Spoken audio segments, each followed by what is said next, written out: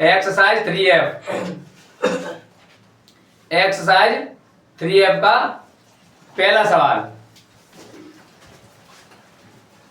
Exercise 3F पहला सवाल है, एक पिता की आयु उसके पुत्र की आयु से 4 गुनी है। माने पिता की आयु पुत्र की आयु से 4 गुनी है। पिताजी हैं वो पुत्र से 4 गुने बड़े हैं, ठीक है। 7 वर्ष बाद, बाद का मतलब प्लस होता है, 7 वर्ष बाद पिता की आयु पुत्र की आयु की 2.5 गुनी हो जाएगी। माने 7 वर्ष बाद जो पिता की आयु है वो पुत्र से 2.5 गुनी हो जाएगी, ठीक है। अब देखो इसमें इसको कैसे करेंगे, हल करेंगे इसको। हल तो एक पिता की आयु पुत्र की आयु से 4 गुनी है, पिता की आयु पुत्र की आयु से 4 गुनी है, तो माना पुत्र की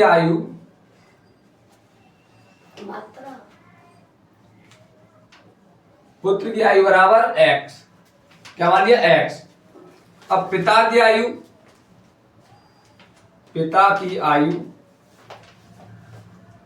बराबर 4x। अब 4x क्यों मानी है, क्योंकि सवाल में दे रहा है पिता की आयु पुत्र की आयु से 4 गुनी है। माने पिताजी की जो आयु है पुत्र की आयु से 4 गुनी है।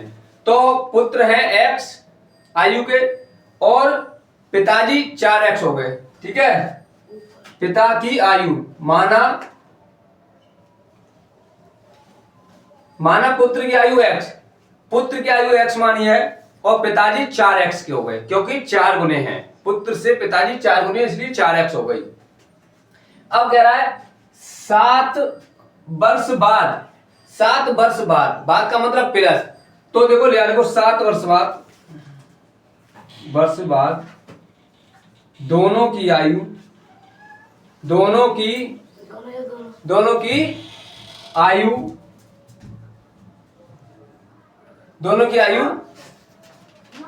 अब 7 वर्ष बाद दोनों की आयु, अब दोनों की आयु 7 वर्ष बाद, तो ऐसी बात है दोनों 7 वर्ष, दोनों में 7 वर्ष बढ़ेंगी।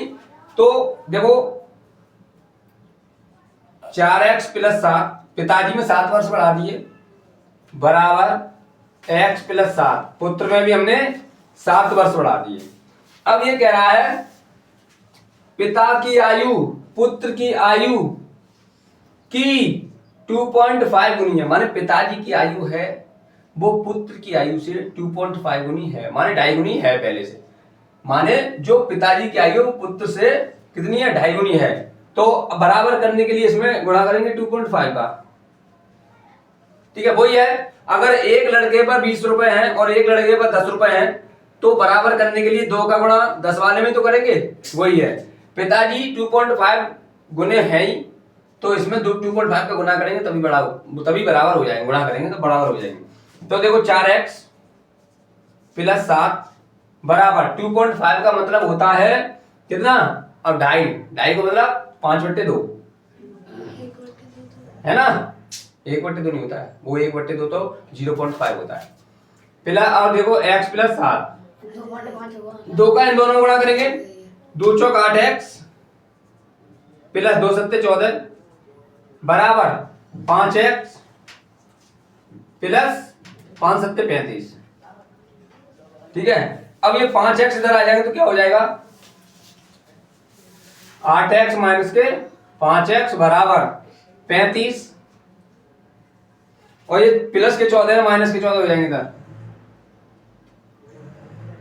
तो 8 में से 5 गया 3x, अब घटाओ 35 में से 14 घटाओ, 5 में से 4 गया 1 और 3 में से क्या 2, 3 से क्या बार कट गया बेटा, 7 बार। तो x बराबर 7, माने पुत्र की आयु कितनी आएगी 7, यानी कि पुत्र की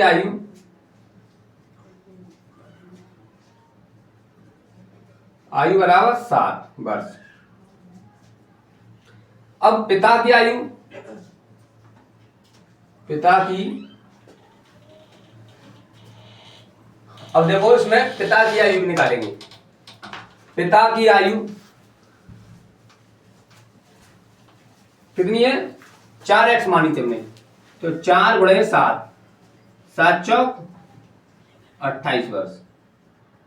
माने जो पिताजी हैं वो 28 वर्ष के हो और पुत्र है वो 7 वर्ष के हैं। अब देखो क्या सवाल भी क्या कह रहा है, पिताजी पुत्र से 4 गुने हैं। देखो 4 गुने ही है, 7 वर्ष का पुत्र है, 4 का गुणा कर दो, 28 वर्ष के पिताजी हो गए। सवाल में भी यही कह रहा है। ठीक है, बता लो। समझ में नहीं आया हो तो एक दो बार और रिपीट कर ले।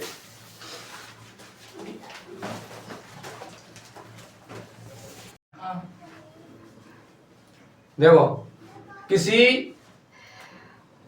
ये सवाल है दूसरा, ठीक है,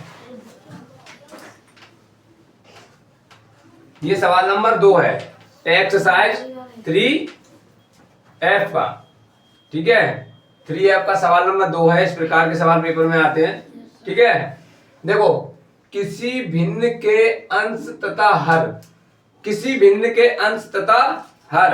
अब भिन्न हमको मालूम नहीं है, भिन्न हमको मालूम नहीं है तो हम भिन्न क्या मानेंगे, माना भिन्न बराबर, माना भिन्न बराबर x/y, भिन्न अपॉन में लिखी जाती है, अनुपात में लिखी जाती है। ठीक है, तो अंश ऊपर वाला होता है, हर नीचे वाला होता है। ठीक है, अंश तथा हर प्रत्येक में 1 जोड़ दिया जाए, अंश और हर दोनों में 1 जोड़ देंगे तो भिन्न का मान 5/6 हो जाता है। तो भिन्न 5/6 के बराबर हो जाती है। तो अंश और हर दोनों में 1 जोड़ेंगे तो क्या होगा, देखो x + 1 और नीचे y + 1, 1 जोड़ेंगे अंश और हर दोनों में तो कितना मान हो जाएगा, 5/6, तो 5/6। ठीक है, कैंची बाई मल्टीप्लाई करेंगे, 6 का इन दोनों में करेंगे x + 1 में, तो 6 का x में 6x प्लस के 6, 5 का इसमें करेंगे तो 5y + 5, y इधर लिया तो देखो क्या हो जाएगा, 6x माइनस के 5y बराबर, ये प्लस के 6 है, ये प्लस के 6 है, उधर जाके माइनस के हो जाएंगे तो माइनस के 6 में से 5 कटेगा तो कितना हो जाएगा, -1। ये सभी का नंबर 1 हो गया। ठीक है, अब आगे क्या कह रहा है देखो, परंतु यदि अंश व हर प्रत्येक में 1 घटा दिया जाए, पहले प्रत्येक में 1 जोड़ रहा था, अब कह रहा है प्रत्येक में 1 घटा दिया जाए। ठीक है, 1 घटा दिया जाए तो देखो भिन्न हमारी वही रहेगी x/y। अब दोनों में 1 घटा दिया, देखो इसमें 1 घटा दिया मैंने, इसमें भी घटा दिया। 1 घटाने पर भिन्न का मान 4/5 हो रहा है, 4/5। अब कैंची में मल्टीप्लाई करेंगे, फिर देखो 5 का x में करेंगे 5x, 5 का -1 में -5 बराबर 4 का y में 4y और 4 का 4, ये माइनस का। अब ये 4y प्लस के इधर आगे माइनस के हो जाएगा तो देखो 5x माइनस के 4y, ये उधर जाके प्लस के हो जाएगी 5, तो प्लस के 5 में से माइनस के 4 गए तो 1। ये समीकरण नंबर 2 हो गया। ठीक है, अब देखो समीकरण 1 और 2 को दोनों में से एक संख्या आपको काटनी पड़ी, विलोपन विधि लगाएंगे तो देखो समीकरण 2 में 5 से गुणा और समीकरण 1 में 4 से गुणा, तो यहां लिखेंगे समीकरण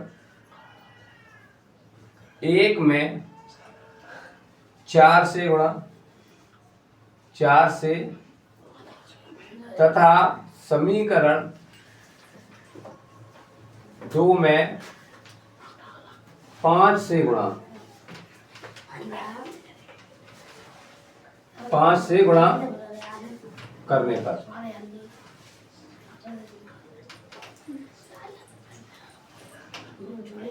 ठीक है, देखो समीकरण 1 में 4 से गुणा करेंगे, देखो समीकरण 1 में 4 से गुणा करेंगे, समीकरण 2 में 5 से गुणा, इसमें 5 से गुणा करो, 4 × 24x, 4 पन्ना 20 y और 4 का -1 में करें तो बराबर -4। ठीक है, अब 5 का इसमें करें 5x, वो 25 सॉरी,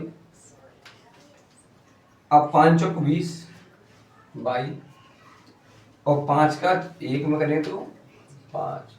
देखो 20 हमने काट लिया, समान कर लिया, ठीक है। तो अब इनको काटेंगे तो समान चिन्ह काटा है तो घटाने पर, ठीक है। अब देखो 24x में से माइनस के 25 गए तो माइनस का x ही तो बचेगा। अब यहाँ माइनस के 4 और माइनस 5 तो कितना हो गया? तो देखो माइनस के x बराबर माइनस का 4 और माइनस का 5 माइनस का 9 हो गया। माइनस माइनस हट गया, x बराबर 9 आ गया, ठीक है। ये हमारी x की वैल्यू आ गई। अब x का मान समीकरण 1 में रखेंगे। x का मान समीकरण 1 में, x का मान समीकरण 1 में रखेंगे, ठीक है। तो समीकरण 1 क्या? देखो 6x माइनस के 5y बराबर -1। तो यहां पर x के स्थान पर 9 रखेंगे तो देखो 6 गुणा 9 माइनस के 5y बराबर -1, ठीक है। तो 6 का पहाड़ा 9 बार, 6 निम 54 माइनस के 5y बराबर 1 माइनस का। अब ये माइनस वो प्लस के 54 है, उधर जाके कितने हो जाएंगे? माइनस के। तो माइनस के 5y बराबर माइनस का 1 माइनस के 54। तो माइनस के 5y बराबर माइनस के 54 और 1 माइनस का 55। माइनस से माइनस कट गया और 5 से ये 11 बार कट गया तो y बराबर 11। ये हमारा y का मान आ गया, ठीक है। अब हमें x और y के मान हमको प्राप्त हो गए, ठीक है। अब हम भिन्न निकाल लेंगे। भिन्न क्या है हमारी? x बट्टे y। तो भिन्न बराबर x बट्टे y। x का मान कितना है बेटे? 9, y का मान 11। ये हमारी भिन्न आ गई, ये हमारा, ठीक है। सॉरी, यहाँ 11 आएगा, ठीक है, क्योंकि 5 से 55 11 बार कटेगा, ठीक है। तो यहाँ पे y का मान 11 हो गया, ठीक है। ध्यान से सवाल को समझें। इसी एक्सरसाइज का ये देखो सवाल, दो संख्याओं का योग 64। देखो दो संख्या दे रहा है हमको, उनका योग दे रहा है 64। दो संख्या जिनका योग 64 है, ठीक है। अब ये कह रहा है यदि उनमें एक संख्या दूसरी संख्या की 3 गुनी है, एक संख्या दूसरी संख्या की 3 गुनी है, ठीक है। एक संख्या दूसरी संख्या की 3 गुनी है। अब देखो हल,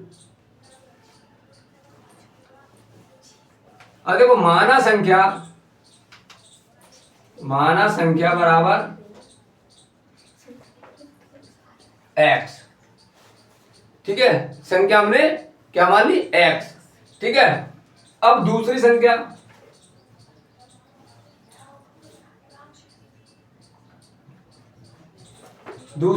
एक क्या कह रहा है? देखो एक संख्या दूसरी संख्या की 3 गुनी है, ठीक है। तो संख्या अब कितनी हो गई? 3x, ठीक है। एक संख्या इन दोनों में से दूसरी संख्या की 3 गुनी है, ठीक है। जैसे कोई व्यक्ति है, एक लड़के पे 2 रुपए हैं तो दूसरे लड़के पर 6 रुपए हैं, माने 3 गुना ही तो हो गया उससे। तो ऐसे अब देखो, अब इनका क्या कहना है? योग। तो x + 3x बराबर 64, ठीक है। एक संख्या दूसरी संख्या की 3 गुनी हो गई, ठीक है। हमारी पहली संख्या हमने x मान ली, दूसरी 3x, क्योंकि 3 गुनी है इसलिए 3x मान ली, ठीक है। अब क्या कह रहा है? इनका योग देखो, दोनों संख्याओं का योग 64, तो दोनों को जोड़ेंगे तभी तो 64 के बराबर होगा। 3 और 1 4x बराबर 64, 4 से क्या कट गया? 16। तो x बराबर 16। तो संख्या क्या आ गई? 16। एक संख्या 16 आ गई, ठीक है। और दूसरी संख्या बराबर 3 गुणे 16, 16 तिया 48। ये दूसरी संख्या हो गई, ठीक है। हाँ हो गया। छोटा सा सवाल, 7 लाइन। ठीक है, ध्यान से। Yes sir.